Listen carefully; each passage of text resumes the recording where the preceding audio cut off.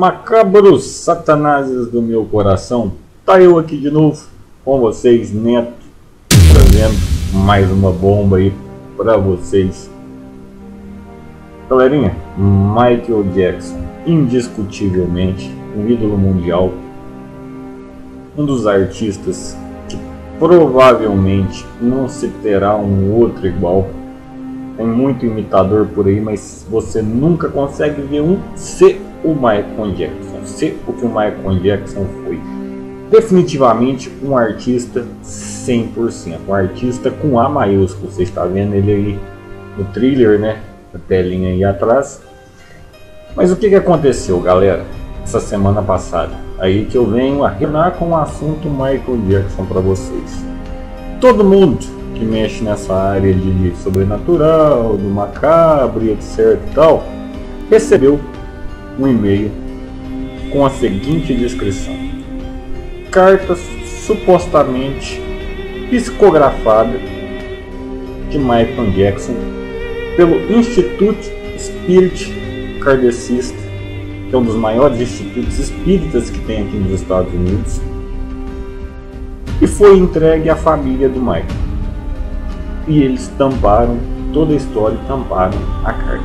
Gente, aí você foi procurar direitinho, fui procurar a história, nem ler a carta eu não tinha lido, porque a gente recebe cada coisa por um meio que vocês não têm ideia. Quando eu fui, procurar, eu vi que a carta tinha saído da Deep Web. Você não sabe identificar quem passou, mas supostamente rezava a lenda que tinha sido um camareiro da Latoya que tinha colocado essa carta na Deep Web. Acreditar em Deep Web, gente, é fogo. Lá eles falam que se você plantar abobrinha você vai colher chuchu. Então é muito complicado acreditar no que tem ali. Ninguém deu moral para aquilo. O problema foi que ontem um dos camareiros da Latoya foi demitido. Ele não fala nada, muito menos a família, do que realmente aconteceu para ele ser demitido. Então a gente começa a olhar para essa carta de um jeito diferente. Eu já peguei ela e já falei: opa, vamos dar uma olhadinha nela aqui. E mais uma vez algo confuso, mas que você tira muita coisa dali. Vamos à leitura da carta.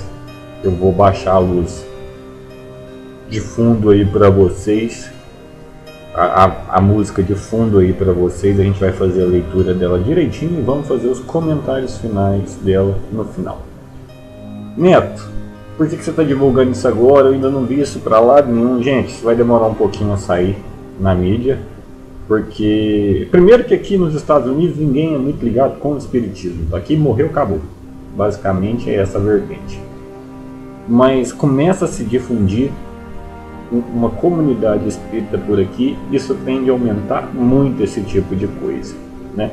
Eu que sou do Brasil, eu que tenho um público de portugueses, angolanos, todo mundo é ligado a isso. Eu resolvi adiantar a coisa aí para vocês e já vou ler ela aí para vocês. Já adianto, eu sou o mero precursor da carta, eu vou simplesmente lê-la.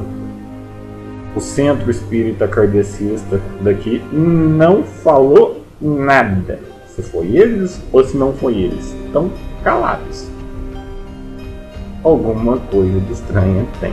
Então vamos ler a cartinha aí. Bora lá, galera.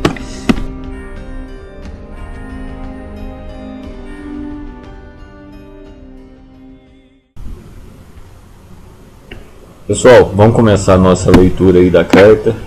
Vamos lá. Não vejo ninguém de minha família aqui, e não me surpreendo com isso. Ao contrário dos meus companheiros de jornada que aqui estão hoje, repletos de familiares, minha família se fez com um único ser, como divindade maior, o Michael. E eu aceitei o papel, porque enquanto humano, temos tão pouca ciência da significância divina, do amor divino.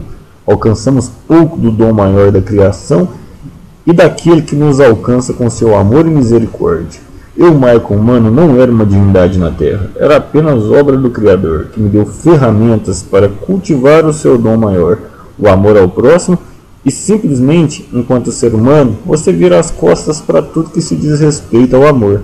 E como se um carpinteiro recebesse o talento e a missão de fazer cadeiras para acalentar o cansaço de outros e fizesse mesas. Eu era esse carpinteiro. O carpinteiro que fazia mesas lindas e que nada adiantavam sem as cadeiras. Engana-se aqueles que acham que o inferno não existe. Ele existe, mas não é físico, é psicológico. O inferno é simplesmente a vida que não deu certo. E o pior, a vida que tinha tudo para dar certo e não deu. Por tempo, sua mente gira em loopings de situações que você deveria ter agido diferente, deveria ter feito diferente. Por algum motivo, às vezes nos sentimos maiores que Deus. E nos esquecemos que estamos ali é por misericórdia dele, por vontade do Criador. Engana-se quem acha que o inferno não existe de novo. Ele existe, mas ele é apenas mental. O inferno é morrer e ver que sua vida não deu certo. Eu morri antes do desencarne. Eu morri da pior maneira possível. Morri em vida. Sobrevivi morto. E quando há o desencarne, você perde a matéria, você vê que sua vida tinha tudo para dar certo e não deu. O inferno é a vida que não deu certo. E para sair dele, existe todo um trabalho daqueles que se chamam mentores, dos nossos médicos espirituais. O escuro do arrependimento é muito grande e abrange até onde a vista pode alcançar. Difícil se ver a luz quando se tem tanta escuridão. A humildade, a caridade, o amor tão desvalorizado pela sociedade humana é a luz, o precursor do caminho até Deus, que é cheio de misericórdia, que nos perdoa, sem merecermos. O meu inferno começa em vida. Sim, é isso mesmo. Eu morri da pior maneira que um ser humano pode morrer, em vida. Você morre vivendo. A morte física é apenas uma consequência da morte em vida da maioria. Às vezes, e no meu caso certamente, um alento, uma necessidade. Ser um bom pai conta muito por aqui. Isso tenho como me orgulhar, apesar de ter deixado cedo meus filhos em um mundo que não estão preparados para viver. Eu não estava. Espero que sejam bem orientados. Perry já passa por grandes problemas. E minha preocupação hoje se volta a ela, aos seus sentimentos escuros, herdados de mim. Perry, minha filha, a luz está na simplicidade, está no amor. Não procure a luz, a chamada felicidade, em grandes conquistas, em dinheiro, em fama. Não está ali. A luz está no amor ao próximo. A única maneira de atingir nosso Senhor, que tanto renegamos, e mesmo assim nos entende, nos acolhe. É a luz. Estou sempre com você em pensamento, ou mesmo em visitas. Agradeço minha irmã pela presença na vida dos meus filhos. E sim, minha irmã, a resposta à sua pergunta de todas as noites, se eu soubesse do meu destino, deixaria em suas mãos a criação dos meus filhos que estão sendo tão bem tratados, mesmo às vezes à distância, por você. Olhe mais por Perry. Em relação ao meu desencarne que se deu de maneira tranquila, a culpa não foi de ninguém, pois naquela noite eu mesmo pedi ao Dr. Conrad que me aplicasse mais remédio, mesmo sabendo que não aguentaria, mas a dor era grande. Ao pensar que poderia morrer, era um alívio. Senti agulhas nas articulações. Enfim, a culpa foi só minha e só minha. Tudo obra do plano divino. Não cumpri minha missão, terei outra chance. Todos têm sempre várias e várias chances. O crescimento do espírito se faz devagar. O amor é um sentimento complexo de alcançar. Engraçado, mesmo tendo tantos me amado sempre, me vangloriado, me endeusado, eu pouco sabia sobre o amor. Mas meu tempo aqui se acaba e tenho que partir. Peço-lhes que encaminhem a carta à minha família e os diga que estou com eles sempre em pensamento. Aonde estou hoje, e estou tranquilo, cheio de campos verdes. Não existe dor, existe apenas remorso e vontade de fazer diferente. Estou bem, Michael Jackson. Essa aí a carta na íntegra para vocês. Vamos voltar aí aos comentários agora.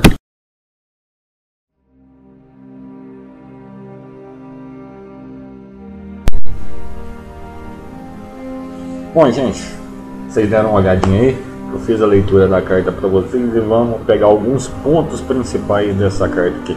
Vamos trabalhar com a linha que foi ele que fez essa carta. Não vou trabalhar com a linha de que não foi ele, de que isso é loucura, etc e tal. A partir do momento que eu joguei aqui para vocês, é porque eu já vou trabalhar com a linha que foi ele que mandou essa carta. O que ele diz ali?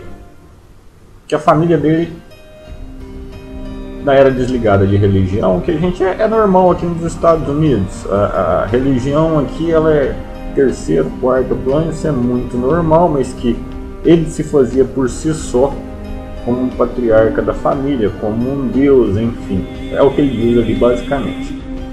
Ele diz também, que é uma das partes que me chamou a atenção, para colocar no popular para vocês, que ele tinha uma função aqui na Terra, que foi dado a ele as ferramentas para ele fazer um trabalho muito bom aqui, só que ele não conseguiu. O que eu discordo, porque independente da vida pessoal complicada dele, ele levou alegria para muita gente, então eu acho que ele conseguiu alcançar alguma coisa assim, mas ele disse que não, que era para ele ter alcançado mais, levado mais alegria, levado mais amor e blá blá blá. Uma das partes que me chamou também muito a atenção é onde ele fala: o inferno existe, mas não é como todo mundo pensa. O inferno é a vida que não deu certo, é você morrer, olhar para trás e ver que a sua vida tinha tudo para ser tudo e não foi do jeito que você queria. O inferno era psicológico, era na mente, e que é difícil de você desvincular disso. Gente, eu acho isso bastante coerente pelo tipo de vida que ele teve. Um cara que teve tudo e ao mesmo tempo não teve nada. Exemplo, não teve um casamento, não teve uma companheira, teve os filhos, amava os filhos, foi um excelente pai, gente. Tem aquelas histórias aí de abuso sexual, etc e tal. Eu acho que isso aí é tudo palhaçada de quem queria dinheiro. Ele tinha uma certa ligação com criança porque ele tinha um espírito de criança. O Michael, você percebe que ele nunca cresceu. Então você vê que a vida dele não deu certo até certo ponto. Porque como personagem Michael, 100%. Mas o Michael, o homem Michael, o ser humano, você vê que a vida dele era uma bagunça. Era uma baderna. Então ele fala que ele já estava morto há muito tempo. Muito antes de morrer com esses medicamentos. Ele morreu em vida. E as últimas declarações dele, você percebe isso, o cara mudou a cara inteirinha, teve uma série de problemas. A vida dele, como ser humano, foi problemática. Como artista, não, 100%. E, na minha opinião, ele não denegriu ninguém.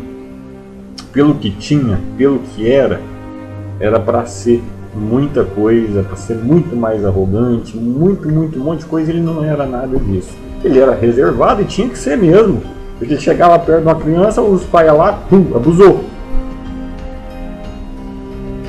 Então, querendo dinheiro, né? Querendo dinheiro, porque a maioria dos processos de abuso sexual do Michael, gente, vocês não sabem, no Brasil, foram todos resolvidos no dinheiro.